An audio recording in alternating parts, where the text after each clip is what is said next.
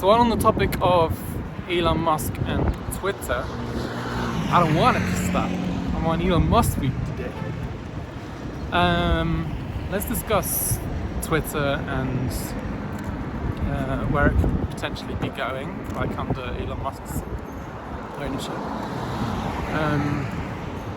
Some of the signs aren't promising, right?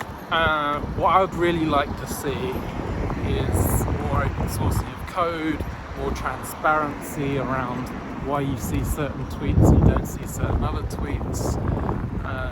Ads is always a murky area. Like you pay for an ad and you don't know whether a human or a bot is viewing your ad, you don't know whether it's a human or a bot interacting with your ad. It's just very murky. And so what I see long term as the opportunity here is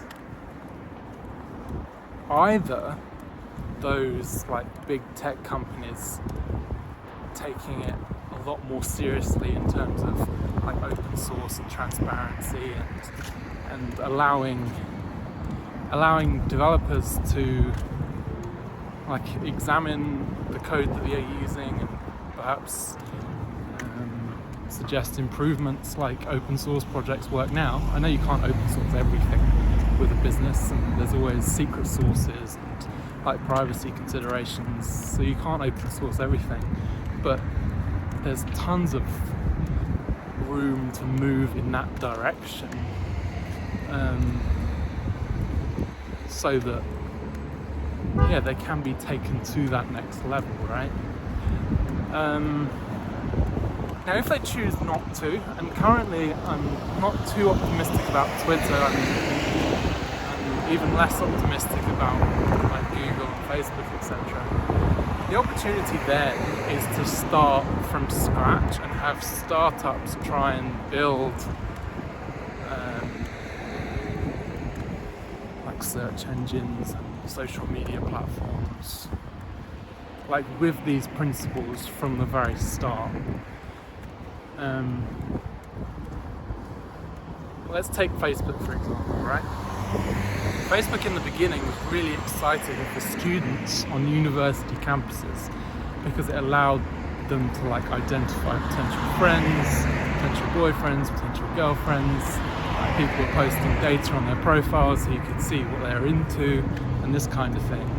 And then like Facebook grew and grew and grew, and now everyone's on it, and it kind of lost that magic of like young people leaving their parents' home for the first time and just wanting to learn as much as possible about like their fellow students on campus, etc. So I think there's, if these like big conventional platforms aren't gonna like shake up how they do things, I think starting from scratch is going to be the answer. It's going to be easier for, say, a group of students to start a new Facebook from scratch on campus than it is like with search engines. Search engines rely heavily on previous searches, previous queries, previous data. So it's going to be harder for search engines.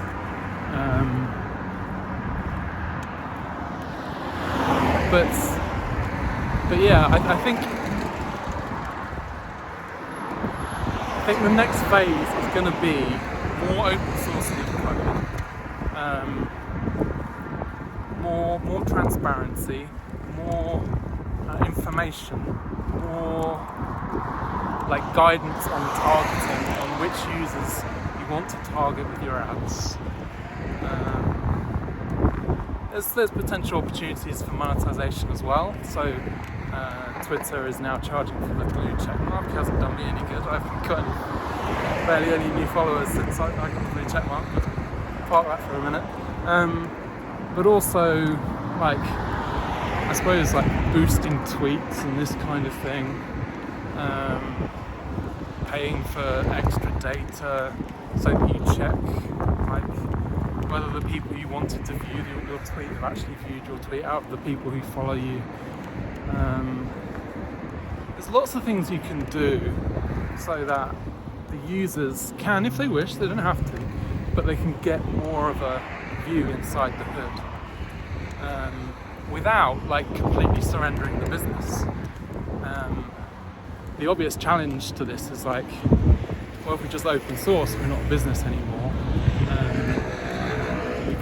We can't generate revenues, we can't make profits, we're not like a multi-billion-dollar company. But I still think even if you open source large parts of it, as I was saying earlier, there are parts that not only are your users not going to want open sourcing, so like private information, but also you can choose and say, right, we're not going to open source this because we consider this secret source, and that's just a decision that we've taken, and just be transparent and accountable to that, right?